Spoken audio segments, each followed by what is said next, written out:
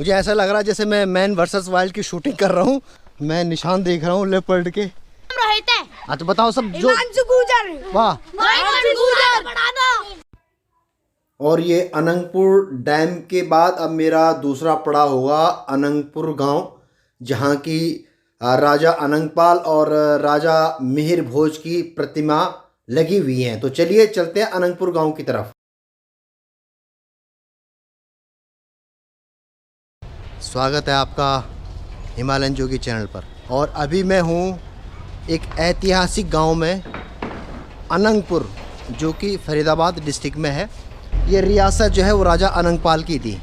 यहाँ पे मैं अभी एक चौपाल पे हूँ, जहाँ पे राजा अनंगपाल और राजा मिहिर भोज की एक भव्य प्रतिमा है। यहाँ पे कुछ बुजुर्ग लोग हैं, इनसे भी मैं जानने की कोशिश करूँगा राजा अनंगपाल के बारे में और राजा मिहिर भोज के बारे में। ये सामने आप देख रहे हैं एक भव्य प्रतिमाएं। ये प्रतिमाएं जो है ये राजा अनंगपाल की प्रतिमा है और ये राजा मिहिर भोज की प्रतिमा है। और इन प्रतिमाओं का अनावरण अभी कुछ दिन पहले ही किया गया था।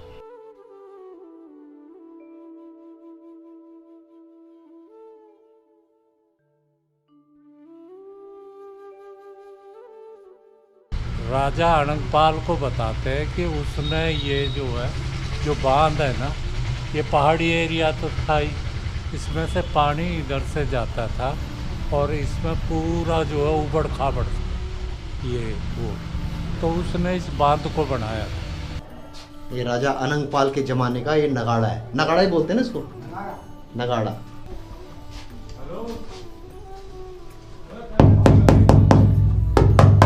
सुन रहे होंगे आप, काफ़ी बुजुर्ग लोग यहाँ पे बैठे हुए हैं। चलिए मैं भाई से पता कर लेता हूँ इनके बारे में। ये गुर्जर महाराज अनंगपाल प्रथम, जो तोमर तंवर गोत्र के थे, जिन्हें बिल्लन देव भी बोला गया है, उनका बसाया हुआ गांव है ये। और पास में ही बिल्कुल 8 गांव हमारे तंवर गुर्जरों के बसे हुए हैं। डेरा फतेहपुर, जो महरौली का क्षेत्र जो पड़ता है यहाँ पे। और महरौली का अर्थ क्या था? महरौली का अर्थ था मिहिरावली, मतलब मिहिर की नगरी। मिहिर अर्थात गुर्जर प्रतिहार सम्राट मिहिर भोज, उनसे ही अपभ्रंश होकर के, मिहिरावली से अपभ्रंश होकर के महरौली बना। अच्छा। गुर्जर प्रतिहार वंश बहुत बड़ा साम्राज्य हुआ है उनका, मतलब आप ये लगाइए आज का वर्तमान का आधा अफगानिस्तान और गुजरात और महाराष्ट्र का अभी वर्तमान का बॉर्डर, और इधर पश्चिम बंगाल तक और बांग्लादेश तक, जो दिनाजपुर जगह पड़ती है, वहाँ तक इनका साम्राज्य था गुर्जर प्रतिहारों का। बहुत बड़ा साम्राज्य था। 300 वर्षों तक लगातार इन्होंने अरबों से इस सनातन धर्म की रक्षा करी। जिस समय यूरोप में लगातार हमले हो रहे थे अरबों के, उस समय ये अजय दीवार की तरह खड़े रहे और इस सनातन संस्कृति की, सनातन धर्म की रक्षा करी। मगर दुर्भाग्य ये है कि इनके बारे में पढ़ाया नहीं जाता, इतना बताया नहीं जाता।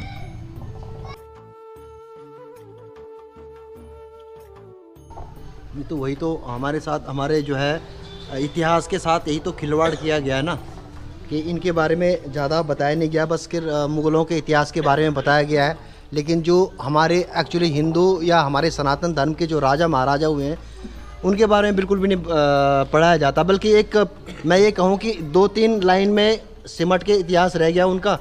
लेकिन आज की देश में देख ही रहा, धीरे धीरे आज की पीढ़ी जान रही है। जिस तरह आप हैं, आप एक यंग जनरेशन है, आपको भी सारे एविडेंस आप लेके बैठे हुए हैं। तो आज की डेट में कहीं ना कहीं हमारी जो नई जनरेशन अवेयर हो रही है इस बारे में। अब जैसे गुर्जर प्रतिहार, प्रतिहार का अर्थ क्या होता है? प्रतिहार का अर्थ होता है चमत्कारी योद्धा। लक्ष्मण जी को प्रतिहार क्यों कहा गया है? लक्ष्मण जी को प्रतिहार इसलिए कहा गया है क्योंकि उन्होंने मेघनाथ को उसके घर में घुस करके मारा। तोमर, आप जब दुर्गा सप्तशती में माँ दुर्गा का, जब दुर्गा कवच पढ़ेंगे तो तोमर वहाँ पे आता। माँ का अस्त्र है ये तोमर। शंखम चक्रम गदाम शक्तिम, ऐसे जो पूरा वो पढ़ोगे, उसमें माँ दुर्गा कवच पढ़ोगे तो तोमर भी उसमें आएगा। जब 712 ईस्वी में अरब के इस्लामिक आक्रांता मोहम्मद बिन कासिम ने हमला किया तो आप ये लगाइए कि वो उज्जैन तक पहुंच गया था और सब कुछ तहस नहस कर दिया था उसने। जितने भी हमारे मंदिर थे उन सब को खंडित कर दिया उसने।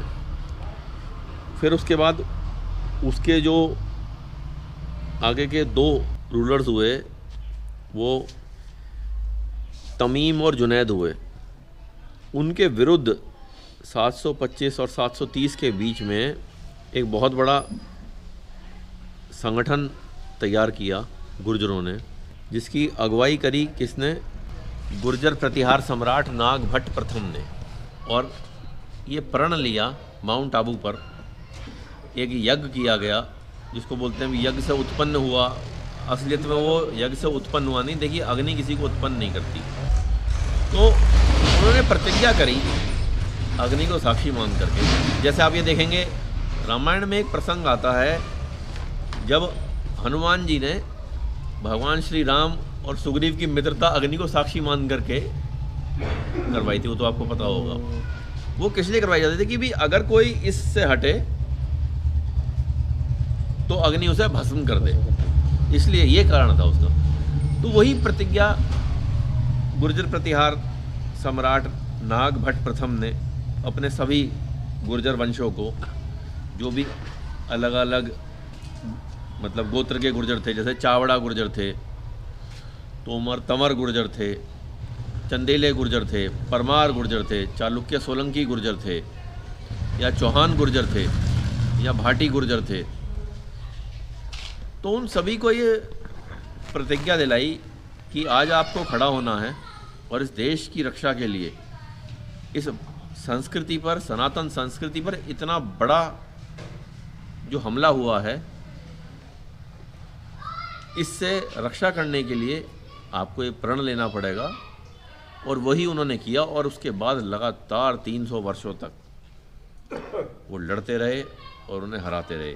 1192 में या 1191 में जो पहला अटैक हुआ, जो गौरी ने अटैक किया, उस बीच के इक्का दुक्का अटैक मिलते हैं, ज़्यादा अटैक मिलते नहीं हैं, क्योंकि उस दौरान ये संगठित रहे।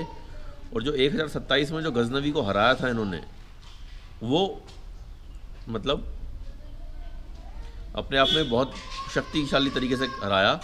और उसके बारे में सुधीर बिरोड़कर जी ने लिखा हुआ था, वो पढ़ा था मैंने। सुधीर बिरोड़कर जी ने उसके लिए लिखा था कि भी गुर्जरों की सेनाओं ने इतने ज़बरदस्त तरीके से उन पर अटैक किया, उन पर हमला किया।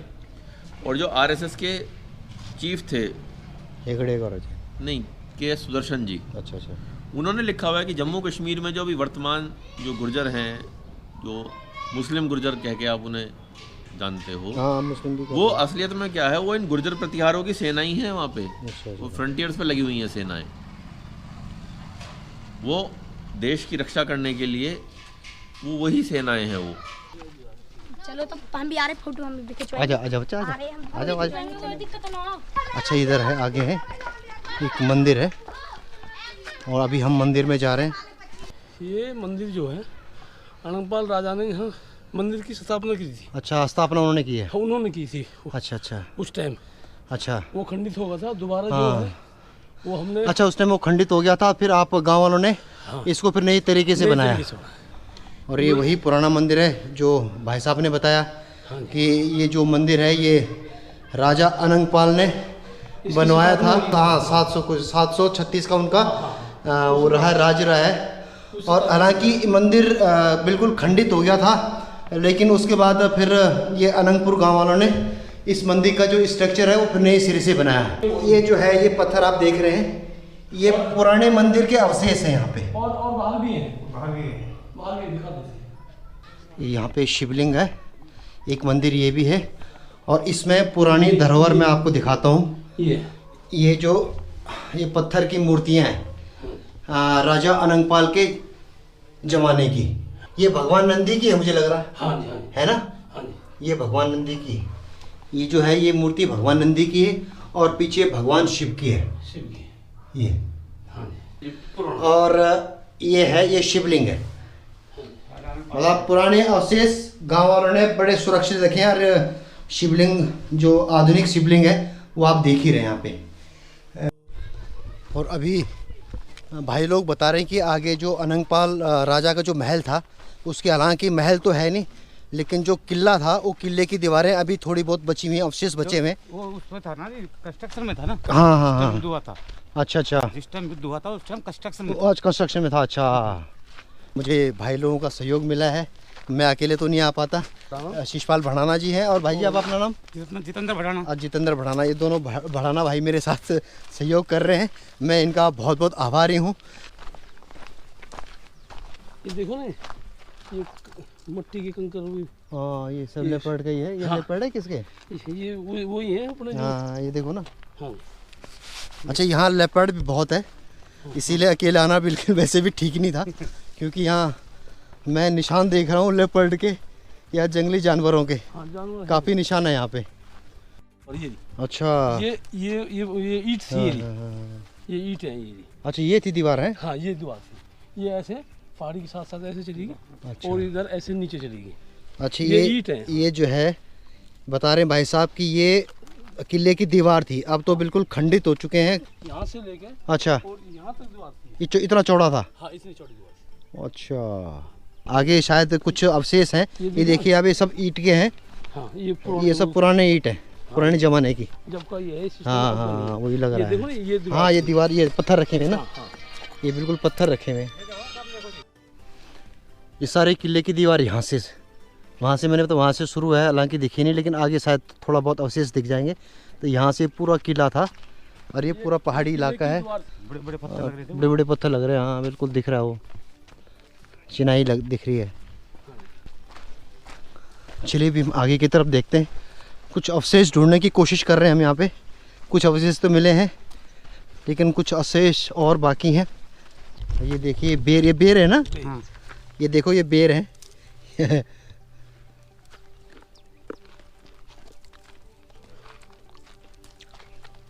फिर खाने से नहीं, बेर अभी भूख लग जाएगी। काफ़ी ज़्यादा है यहाँ पे बेर। ये सारे बेर की झाड़ियाँ। रहने दो, कांटे चुप जाएंगे, क्योंकि सारे पेड़ की झाड़ियाँ हैं इधर। हालांकि दीवार ऊपर है, काफ़ी किले की दीवार, लेकिन वहाँ तक जाना संभव नहीं है, क्योंकि यहाँ से ना सारे झाड़ियाँ बहुत है, कंटीलेदर झाड़ियाँ। उधर से और खासकर बेड़ के जो है, आपने देखे होंगे बेड़ में तो कांटे बहुत होते हैं, और ऐसी तरह बहुत सारी झाड़ियाँ हैं यहाँ पे, तो वहाँ तक जाना हमारा संभव नहीं है।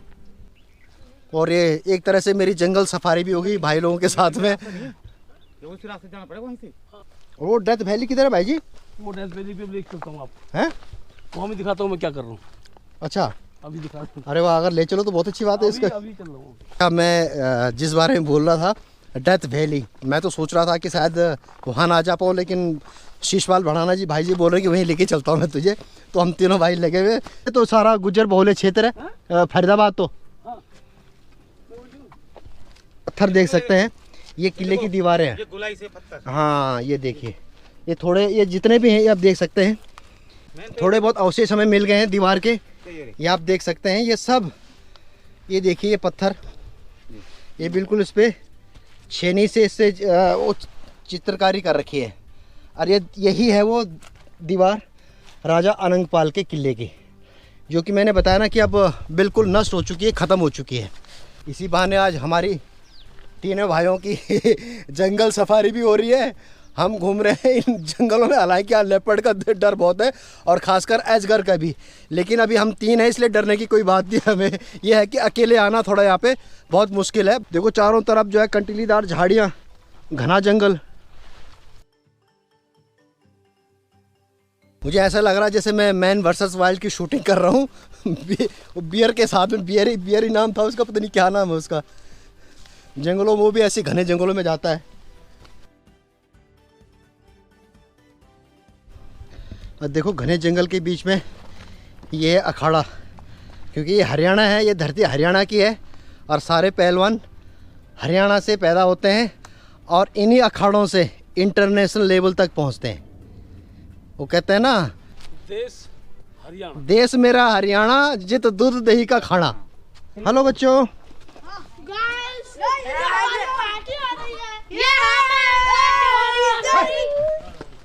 करने दो, एंजॉय करने दो, चलाने दो। अंकल शूटिंग करोगे हमारे घाट तली में आ जाना। आए, क्या नाम है आपका? मेरा ऋतिक का नाम। आपका? मेरा नाम रोहित है। हाँ तो बताओ सब जो। वाह वाह, ये विनोद पहलवान का। यो पहलवान को है, सही कर, वेरी गुड। बना लो। है